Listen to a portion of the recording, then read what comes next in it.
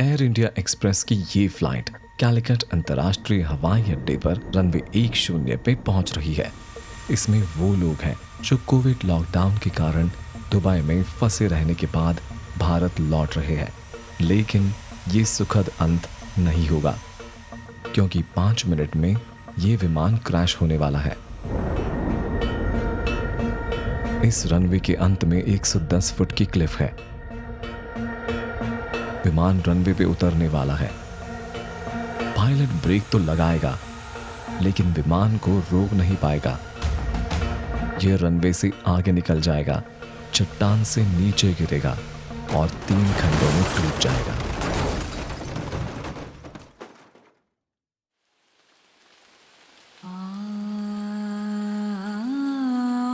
ये दुर्घटना होनी नहीं चाहिए थी। कई दुर्भाग्यपूर्ण घटनाएं ज्यादातर मानव निर्मित मिलाकर इस दुर्घटना का कारण बने। तो अब सवाल ये है कि यहां क्या हुआ। ये एयर इंडिया एक्सप्रेस 1344 की कहानी है। अगस्त 2020 में दुनिया भर में कई लोग अचानक कोविड लॉकडाउन के कारण दूसरे देश में फंस गए थे और घर लौटने में असमर्थ थे। और केरला के लोगों के लिए, जहां कैलिकट स्थित है, मिडिल ईस्ट एक लोकप्रिय टूरिस्ट और एक्सपैट डेस्टिनेशन है। इसलिए देश के बाहर फंसे सिटीजन्स को घर वापस लाने के लिए भारत सरकार ने स्वदेश वापसी उड़ानें ऑर्गेनाइज की। ऐसी ही एक उड़ान थी एयर इंडिया एक्सप्रेस 1344। इस उड़ान के लिए यूज किया गया विमान 14 साल पुराना बोइंग 737-800 था, जिसने 2006 में पहली बार एयर इंडिया एक्सप्रेस के लिए उड़ान भरी थी। वर्षों से मेंटेनेंस की आवश्यकता के अलावा विमान अच्छी स्थिति में था और इसमें कोई बड़ी समस्या नहीं थी। यह कैलिकट में 7 अगस्त की सुबह है। केवल क्रू के साथ एक उड़ान 4:49 UTC पर दुबई के लिए रवाना हुई। फ्लाइट को 59 साल के कैप्टन और 32 साल के फर्स्ट ऑफिसर उड़ा रहे थे। एक छोटी उड़ान के बाद ये 8:11 UTC पर दुबई इंटरनेशनल एयरपोर्ट पर उतरा। वापसी की उड़ान 1.5 घंटे बाद 9:30 UTC पर स्टार्ट करने वाले थे। हालांकि कोविड प्रोटोकॉल के कारण बोर्डिंग उम्मीद से स्लो थी, इसलिए कैप्टन कंसर्न हो गए थे और काफी चिंतित थे। इस घटना में कैप्टन की एक अहम भूमिका रहने वाली है। चलिए उसके बारे में जानते हैं। वो पहले एक भारतीय मिलिट्री पायलट थे। वह 2000 के आसपास एयर इंडिया और फिर एयर इंडिया एक्सप्रेस के लिए काम कर रहे थे। उनके पास कुल उड़ान अनुभव 11,000 घंटे था, जिसमें से 450 आवर्स इस विमान पर थे। उनकी डायबिटीज की मेडिकल हिस्ट्री थी, जिसके लिए उन्हें कंपनी अप्रूव्ड एलोपैथिक मेडिसिन दी गई। लेकिन उस समय किसी को नहीं पता था कि वो डायबिटीज के लिए आयुर्वेदिक मेडिसिन भी ले रहे थे। दोनों के कॉम्बिनेशन से शुगर लेवल बढ़ सकती है और सिचुएशनल अवेयरनेस की कमी आ सकती है। कैप्टन के ट्रेनिंग रिकॉर्ड में कुछ इंटरेस्टिंग रिमार्क्स थे। 2009 और 2014 के बीच ट्रेनर्स और सुपरवाइजर्स की कम से कम 9 कमेंट्स थी, जिनमें कहा गया था कि असंतोषजनक तनाव में होने पर ध्यान खो देता है और लैंडिंग के दौरान फ्लाइट फ्लोट करता है। कैप्टन का होम बेस मुंबई था और उन्हें 6 तारीख को कैलिकट में रिपोजिशन किया गया था। उन्हें 7 तारीख को दुबई के लिए उड़ान 1344 भरनी थी। 8 तारीख को स्टैंड बाय पर रहना था और फिर मुंबई लौटने से पहले 9 तारीख को दुबई की दूसरी उड़ान भरनी थी। इस घटना में प्लेयर नंबर 2 ये एयरलाइन है, air India express. Air India express के फर्स्ट ऑफिसर्स का होम बेस फ्लाइट रिक्वायरमेंट के अकॉर्डिंग डिसाइड होता है और कैप्टन्स अपना होम बेस अपनी प्रेफरेंस से चूज कर सकते हैं। इससे यह हुआ कि कैलिकट में 26 फर्स्ट ऑफिसर्स थे, लेकिन केवल एक कैप्टन स्टेशन था। स्वदेश वापसी उड़ानें बढ़ाने के कारण कैलिकट में ज्यादा कैप्टन्स नहीं थे और इसलिए इस उड़ान के कैप्टन्स को मुंबई से भेजा गया था। क्रू अपनी प्री फ्लाइट चेक कर रही थी, तभी कैप्टन को एयर इंडिया एक्सप्रेस से एक अपडेट मिला। कंपनी ने शेड्यूल में एक एडिशनल उड़ान जोड़ दी थी और इसलिए कैप्टन का रोस्टर बदलना पड़ा। ओरिजिनली उन्हें अगले दिन स्टैंड बाय पर रहना था, लेकिन शेड्यूल के अनुसार अब उन्हें 8:30 बजे दोहा के लिए फ्लाई करने के लिए कहा गया। कंपनी पॉलिसी के अनुसार फ्लाइट्स के बीच कम से कम 12 घंटे का रेस्ट टाइम होना चाहिए। प्रिपरेशन और फ्लाइट टाइम को मिला के कैप्टन के 2 फ्लाइट्स के बीच मिनिमम गैप 15 आवर्स होना चाहिए था। चूंकि आज उनकी दुबई की फ्लाइट शाम 7 बजे लौटने वाली थी, इसलिए अगले दिन की दोहा फ्लाइट को 15 आवर्स का गैप देने के लिए सुबह 8:30 से 10 बजे तक फ्लाइट रीशेड्यूल किया गया था। इसका मतलब यह था कि अगर कैलिकट में लैंडिंग डिले हुई तो अगले दिन दोहा की फ्लाइट भी डिले होगी। इस लास्ट मिनट असाइनमेंट ने कैप्टन पर समय से कैलिकट लैंड करने का ज्यादा दबाव डाल दिया, इसलिए दुबई में यात्रियों की बोर्डिंग में डिले कैप्टन की चिंता का कारण था। अब हम दुबई वापस आ गए हैं। 184 यात्री और 10 शिशु विमान में सवार हुए और दुबई में 6 महीने बिताने के बाद भारत लौटने के लिए उत्सुक थे। दरवाजे बंद होते ही पायलट्स ने पुशबैक किया और वे 10 यूटीसी पर दुबई से रवाना हुए।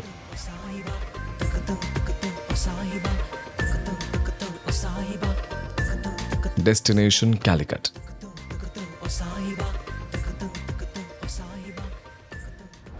कैलिकट भारतीय पेनिनसुला में है। पूर्व में पश्चिमी घाट और पश्चिम में अरब सागर के पास होने से यहां काफी बारिश होती है। यह भारत के सबसे नमन वेट शहरों में से एक है और अगस्त दक्षिण पश्चिम मानसून के लिए पीक सीजन है, जो यहां काफी बारिश लाता है। और घटना वाले दिन शहर में बारिश हो रही थी। कैलिकट के लिए पोटेंशियल ऑल्टरनेटिव हवाई अड्डे त्रिचिरापल्ली, कोयम्बतूर और कोची थे। उन्होंने विकल्प के रूप में कोची को चुना।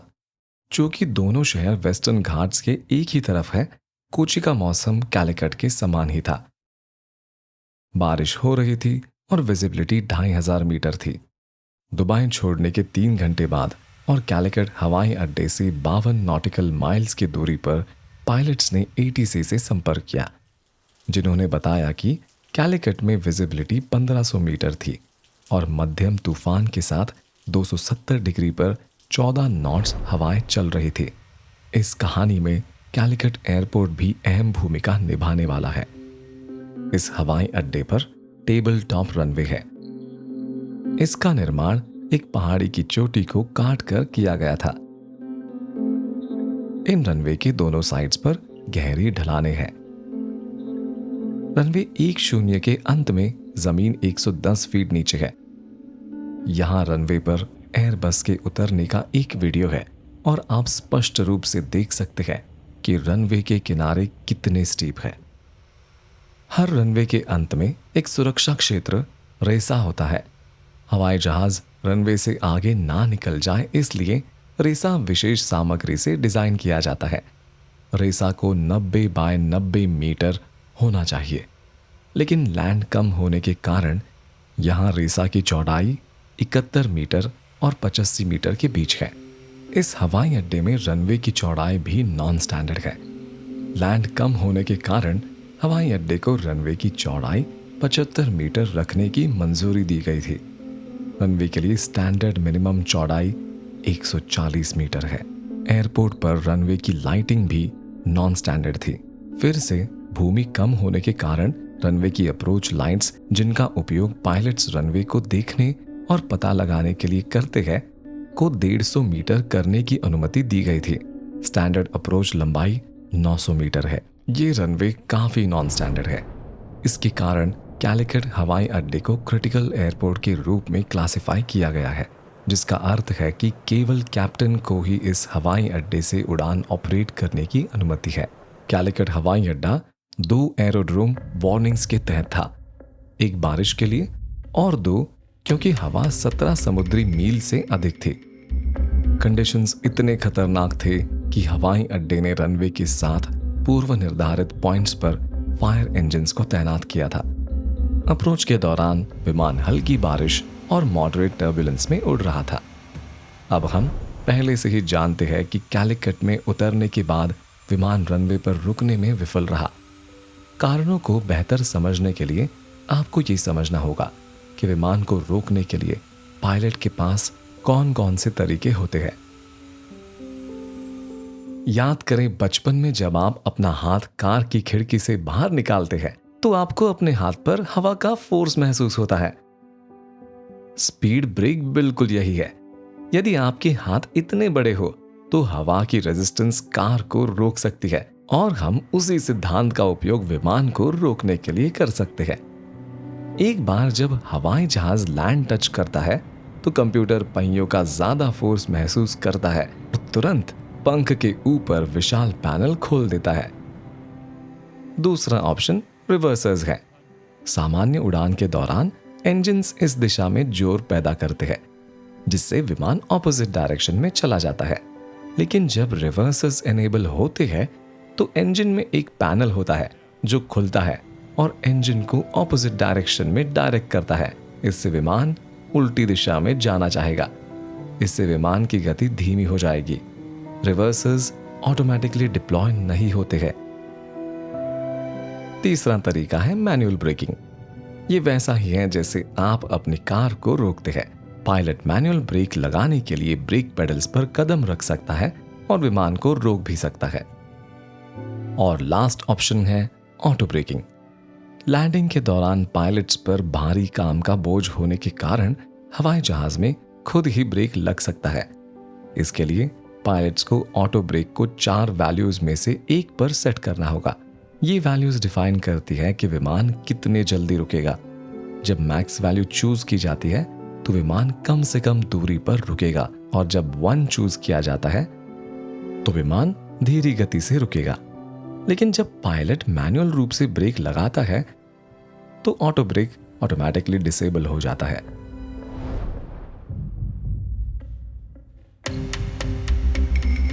ये डिसाइड करने के लिए कि किस फ्लैप सेटिंग और ऑटो ब्रेक वैल्यूज का यूज करना है, पायलट्स को हर अप्रोच ब्रीफिंग में landing distance required value calculate करनी होती है।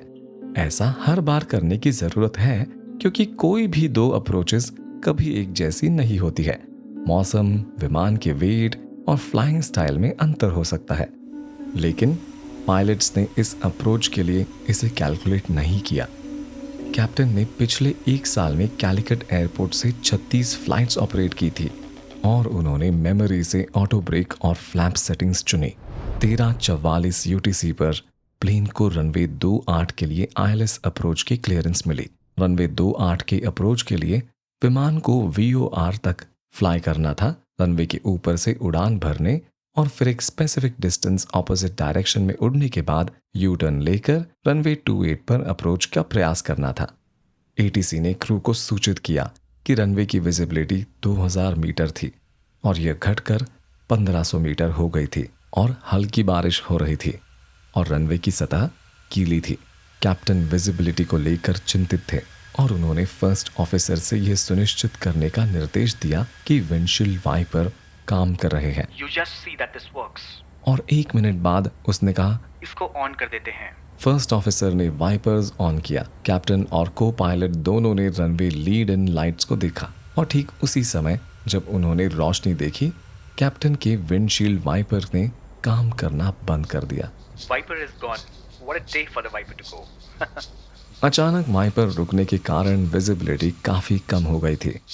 कैप्टन को रनवे दिख नहीं रहा था और इसलिए उन्होंने गो अराउंड का फैसला किया। उन्होंने टो गास स्विच दबाया, मैक्स पावर लगाई और गो अराउंड प्रोसीजर को एग्जीक्यूट किया। इसके बाद ATC ने विमान को 10,000 फीट की ऊंचाई पर चढ़ने की मंजूरी दी। यहां हादसा टालने का मौका था, लेकिन ऐसा नहीं किया गया। एयर इंडिया एक्सप्रेस की ऑपरेटिंग प्रोसीजर्स के लिए ज़रूरी है कि अगर बारिश के दौरान विंडशील्ड वाइपर्स काम नहीं कर रहे हैं तो विमान को ऐसे हवाई अड्डे की ओर मोड़े जहां बारिश नहीं हो रही हो। कैलिकट एक क्रिटिकल एयरपोर्ट है। पायलट मॉनिटरिंग को लैंड करने की अनुमति नहीं थी, भले ही उसके पास काम करने वाला वाइपर हो। कोच्चि उनका चुना हुआ विकल्प भी बरसात की स्थिति में था। कोयम्बतूर सबसे पास एयरपोर्ट था जहां मौसम साफ था। उनके पास अपने विकल्पों को अपनाने के लिए पर्याप्त ईंधन था, लेकिन किसी भी पॉइंट पर कैप्टन और फर्स्ट ऑफिसर ने डाइवर्जन की पॉसिबिलिटी को डिस्कस नहीं किया। जिस समय ये सब हो रहा था उसी समय एक Air India Airbus A320 call sign Air India 425 Calicut से दिल्ली के लिए फ्लाइट की तैयारी कर रहा था। करंट एक्टिव रनवे 28 है, लेकिन एयर इंडिया 425 का पायलट ATC से रनवे 10 से टेक ऑफ की रिक्वेस्ट करता है। ऐसा इसलिए है क्योंकि रनवे 28 की दिशा में एक्टिव रेन क्लाउड्स हैं और एयर इंडिया का विमान इससे बचना चाहता था। ATC ने रिक्वेस्ट को स्वीकार कर लिया और तुरंत एक्टिव रनवे को 28 से 10 पर स्विच कर दिया और एयर इंडिया 425 टैक्सी को रनवे के लिए मंजूरी दे दी। ATC ने तब एयर इंडिया एक्सप्रेस 1344 की क्रू दल से पूछा कि क्या वे रनवे 10 का भी उपयोग करना चाहेंगे और बताया कि करंट विंड 270 डिग्री और 8 नॉट्स पर थी। मैं आज कई बार wind speed and wind direction mention कर रहा हूं, तो हवा की दिशा महत्वपूर्ण क्यों है? चलो देखते हैं। एयरप्लेन्स ज्यादातर हवा के विपरीत उतरते हैं और उड़ान भरते हैं। इसे हेड विंड कहा जाता है। ऐसा इसलिए है क्योंकि विमान के पंख उसे जमीन से ऊपर उठाने के लिए उसके ऊपर से जाने वाली विंड स्पीड को यूज करते हैं। ये एक छोटा सेस्ना 172 है। उड़ान भरने की गति 55 से 60 नॉट्स है। पीछे विंड सॉक पर नजर रखें। ये आपको दिखाएगा कि हवा कितनी तेज चल रही है। मैं विमान पार्क करने जा रहा हूं और फिर हवा की गति 55 नॉट्स तक बढ़ा दूंगा और जैसे जैसे मैं हवा बढ़ाता जाता हूं एक पॉइंट पर विमान उड़ना शुरू कर देता है। ये अच्छा एग्जाम्पल है कि रनवे पर विमान की स्पीड नहीं बल्कि पंखों के ऊपर जाने वाली हवा की स्पीड मैटर करती है। विमान के ऊपर हवा की गति जितनी अधिक होगी उड़ान भरने या उतरने की दूरी उतनी ही कम होगी। एग्जाम्पल के लिए यहाँ उड़ान भरने की दूरी 0 मीटर थी। आइए अब हवा का रुख मोड़े। छोटे विमान में अब टेल विंड है। हवा दाएं से बाईं ओर चल रही है। जैसे ही मैंने हवा की स्पीड बढ़ाना शुरू किया हवा विमान को आगे की ओर ढकेल रही है। यह उड़ता नहीं है, इसलिए इस विमान को रोकने के लिए मुझे ब्रेक को जोर से दबाने की जरूरत है। इसका मतलब है अगर मैं टेल विंड के साथ उतरता हूं तो मुझे विमान को रोकने के लिए लंबी लैंडिंग दूरी की जरूरत होगी। अभी ATC ने पायलट से पूछा कि क्या वो रनवे 28 के बजाय रनवे 10 पर उतरना चाहेंगे। रनवे 10 दोनों रनवे में से इंफीरियर था। इसमें लीड इन लाइट्स नहीं थी और वे टेल विंड के साथ फ्लाई करेंगे जिससे उनकी लैंडिंग की दूरी बढ़ जाएगी। लेकिन याद रखें कैप्टन प्रेशर में है कि अगले दिन उनकी उड़ान में देरी ना हो। उसे इस विमान को टाइम पर लैंड करना होगा। जब उन्होंने दुबई से उड़ान भरी तो वो पहले ही आधा घंटा लेट थे और अब उन्हें गो अराउंड के कारण एडिशनल टाइम लग गया। यदि उसे रनवे 28 पर उतरना है तो उसे एक बार फिर VOR को इंटरसेप्ट करना होगा, रनवे पर वापस उड़ना होगा, यू टर्न लेना होगा और फिर रनवे 28 पर लैंडिंग का ट्राई करना होगा। मौसम के कारण भी चिंता यह थी कि जब तक वे रनवे 28 के लिए खुद को तैयार करेंगे तब तक मौसम और भी खराब हो जाएगा। यह सब ध्यान में रखते हुए उन्होंने रनवे 10 पर उतरने का फैसला किया और आज दूसरी बार लैंडिंग दूरी की कोई गणना नहीं की गई थी। पायलट्स ने एक दूसरे को ब्रीफ नहीं किया। फ्लैप्स और ऑटो ब्रेक सेटिंग्स मेमोरी से सेट की गई थी। क्रू ने फ्लैप्स 30 को चुना। इस अप्रोच के लिए सही सेटिंग 40 थी। चालक दल ने ऑटो ब्रेक 3 को चुना। रेकमेंडेड वैल्यू मैक्स थी। 14 UTC पर एयर इंडिया एक्सप्रेस 1344 को रनवे 10 पर जाने की मंजूरी दी गई। 1 मिनट बाद एयर इंडिया फ्लाइट दिल्ली जाने के लिए रनवे 10 रवाना हुई और इस समय तक हवा की गति दुगनी होकर 10 नॉट्स हो गई थी। 14:06 पर विमान को रनवे 10 के लिए लोकलाइजर पर सेट किया गया। तब कैप्टन ने फर्स्ट ऑफिसर को निर्देश दिया कि I'll tell you when to put it on. थोड़ी देर में करते हैं। I hope it works. वह विंडशील्ड वाइपर की बात कर रहा था। 1 मिनट बाद वाइपर स्टार्ट किया गया, लेकिन वह बहुत ही कम गति से काम कर रहा था। स्पीड तो इतनी रहेगी। ATC ने उन्हें 2000 मीटर की विजिबिलिटी और वेट रनवे के साथ रनवे 10 पर उतरने की मंजूरी दे दी। लैंडिंग के दौरान विमान को ग्लाइड स्लोप को फॉलो करना होता है। ग्लाइड स्लोप रनवे के अंत से 3 डिग्री की एक इमेजिनरी लाइन है जिससे विमान लैंडिंग के लिए यूज करते हैं। जब विमान ग्लाइड स्लोप पर होगा तो यह पिंक डायमंड सेंटर में होगा। डायमंड सेंटर से जितना दूर होगा, ग्लाइड स्लोप से फ्लाइट उतनी ही दूर होगी। अब आगे सब कुछ तेजी से होगा। क्रू पर पहले से ही काफी वर्कलोड था और अब वो बढ़ रहा था। फर्स्ट ऑफिसर ने जमीन से 500 फीट ऊपर ऑटो पायलट को अलग कर दिया। विमान की पिच कम हो गई और डिसेंट रेट बढ़ने लगी, जो प्रति मिनट 1500 फीट तक पहुंच गई। Ideal descent rate 750 feet per minute है। फर्स्ट ऑफिसर ने पायलट को उतरने की हाई रेट ऑफ डिसेंट के बारे में आगाह किया। Rate of descent check. ये अब रनवे से आधा नॉटिकल माइल दूर थे। हवाई जहाज ग्लाइड स्लोप से काफी नीचे था और जमीन के बहुत करीब था। ग्राउंड प्रॉक्सिमिटी वार्निंग ने उन्हें ग्लाइड स्लोप की वार्निंग दी। विमान ग्लाइड स्लोप से लगभग 2 डॉट्स दूर था। ये बहुत ही अनस्टेबलाइज्ड अप्रोच है। ये देखते हुए कि कैप्टन ने रेट ऑफ डिसेंट को पर्याप्त रूप से कम नहीं किया, फर्स्ट ऑफिसर ने उसे फिर से वार्निंग दी। Rate of descent captain. Yeah correcting. अब समय आ गया है कि हम इस घटना के अंतिम खिलाड़ी फर्स्ट ऑफिसर के बारे में बात करें। फर्स्ट ऑफिसर 32 ओल्ड मेल थे। घटना से ठीक 2 साल पहले एयर इंडिया एक्सप्रेस में शामिल होने के कारण उनके पास 2000 आवर्स का फ्लाइंग एक्सपीरियंस था। फर्स्ट ऑफिसर एक ऐसे कैप्टन के साथ फ्लाई कर रहे थे जिसके साथ उसने पहले कभी उड़ान नहीं भरी थी, जो एक्स इंडियन मिलिट्री था और कंपनी में ट्रेनिंग कैप्टन भी था, जबकि को पायलट को कॉकपिट में सिर्फ 2 साल का एक्सपीरियंस था। यहाँ पावर ग्रेडियंट काफी ज्यादा था। Rate of descent captain. Yeah correcting. Captain ने डिसेंट ठीक किया और विमान कुछ सेकंड्स के लिए ग्लाइड स्लोप से थोड़ा ऊपर चला गया। विमान 92 फीट की ऊंचाई पर रनवे 10 की दहलीज को पार कर गया। इंजन थ्रस्ट 61% था और थ्रॉटल विमान को उतरने के लिए थ्रस्ट को कम करने का आदेश दे रहा था, लेकिन कैप्टन ने इंजन थ्रस्ट को 83% बढ़ा दिया। इसके कारण विमान टच डाउन नहीं हुआ और अगले 5 सेकंड्स तक रनवे के ठीक ऊपर फ्लोट हुआ। Just check it. पॉइंट पर विमान रनवे की स्टार्ट से 2500 फीट की दूरी पर था और टचडाउन जोन 500 फीट पर एंड होगी। टचडाउन जोन रनवे पर एक मार्क्ड एरिया है जहां पायलट्स को रुकने के लिए सफिशिएंट दूरी देने के लिए विमान को इसके अंदर उतरने की जरूरत होती है। समय पर नीचे ना उतरने के कारण विमान इस इंपॉर्टेंट स्टॉपिंग डिस्टेंस को खत्म कर रहा था। याद रखें कि विमान गीली रनवे पर और टेल विंड के साथ उतर रहा है, जिससे लैंडिंग दूरी बढ़ जाती है। यह महत्वपूर्ण है कि उन्हें यह अधिकार मिले। किन पायलट्स ने अप्रोच के लिए एक्चुअल लैंडिंग डिस्टेंस कैलकुलेट नहीं किया है।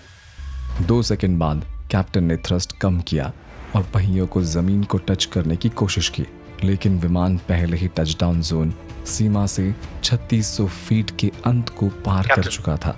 Go around. जब किसी भी पायलट द्वारा गो अराउंड कॉल दिया जाता है तो गो अराउंड करना होता है। इसके अलावा 2 गो अराउंड के बाद पायलट को एक ऑल्टरनेट एयरपोर्ट पर जाना पड़ता है और वे तीसरे लैंडिंग का प्रयास नहीं कर सकते हैं। लेकिन यहाँ कैप्टन पर लैंडिंग लेट ना करने का दबाव है ताकि अगले दिन उनकी फ्लाइट समय पर जा सके। अगर वह अब गो अराउंड जाता है तो उसे कोयम्बतूर जाना होगा, इसलिए पायलट ने गो अराउंड की कॉल को इग्नोर कर दिया। कॉकपिट में ज़्यादा पावर ग्रेडियंट के कारण को पायलट कैप्टन को ओवरराइड नहीं करता है और खुद ही गो अराउंड करता है। 14:10 UTC पर गो अराउंड कॉल के 1 सेकंड बाद विमान ने रनवे पर टच डाउन किया। विमान इस पॉइंट पर लगभग 165 नॉट्स की स्पीड से जांक कर रहा था और ये 8858 फीट में से 4438 फीट पहले ही यूज कर चुका था। कैप्टन ने मैक्सिमम मैनुअल ब्रेक लगाए। स्पीड ब्रेक ऑटोमेटिकली लग गई थी। फर्स्ट ऑफिसर ने जरूरी कॉल आउट्स कहा। Speed brake up, auto brake Disarm. लेकिन कैप्टन ने इन कॉल आउट्स का जवाब नहीं दिया। 3 सेकंड बाद कैप्टन ने थ्रस्ट रिवर्सर्स को लगाया, लेकिन फिर असर होने से पहले 2 सेकंड में इसे बंद कर दिया। और उस समय जब उसने रिवर्सर्स को बंद किया, उसने ब्रेक पेडल से अपने पैर उठा लिया, जिससे ब्रेक इम्पैक्ट कम हो गया। यह संभव है कि वह गो अराउंड को लेकर असमंजस में था, लेकिन इंजन्स को वापस स्टार्ट करने में बहुत देर हो चुकी थी और विमान भी समय पर रुकने वाला नहीं था। Shit. इसके बाद उन्होंने फिर से थ्रस्ट रिवर्सर्स लगाए। जब रिवर्सर्स मैक्सिमम हिट हुए तो विमान पहले से ही रनवे के अंत से आगे था और रेसा में था। Shit. ये 85 नॉट्स की गति से रनवे से बाहर निकला, जो रेसा के लिए डिजाइन गति से काफी ज्यादा थे। टेबल टॉप रनवे की चट्टान से नीचे गिरने से पहले इसने आईएलएस एंटीना और फेंस को तोड़ दिया। विमान रनवे से 110 फीट नीचे गिरा। दुर्भाग्य से इस प्रभाव के कारण 2 पायलट्स और 21 लोगों की मृत्यु हो गई। दुर्घटना का मेन कारण कैप्टन द्वारा प्रोसीजर्स का पालन ना करना था और जब अप्रोच अनस्टेबल थी तब भी गो अराउंड ना जाना बताया गया। जांच टीम ने घटना में योगदान देने वाले कारकों के रूप में एयरलाइन ट्रेनिंग और रोस्टरिंग प्रोसीजर्स और एयरपोर्ट डिजाइन एंड सर्टिफिकेशन को भी पाया। जांच के दौरान इन्वेस्टिगेटर्स ने पाया कि एयर इंडिया एक्सप्रेस के पास अपना खुद का सिमुलेटर्स नहीं था और वह इसके बजाय एयर इंडिया के सिमुलेटर्स का उपयोग कर रहे थे और उन सिमुलेटर्स की मेंटेनेंस ठीक से नहीं की गई थी और इसी के फ्लॉज भी थे। इसके कारण पायलट सिमुलेटर्स में गलत टेक्निक सीख रहे थे, जिसे इंडस्ट्री में नेगेटिव ट्रेनिंग कहा जाता है।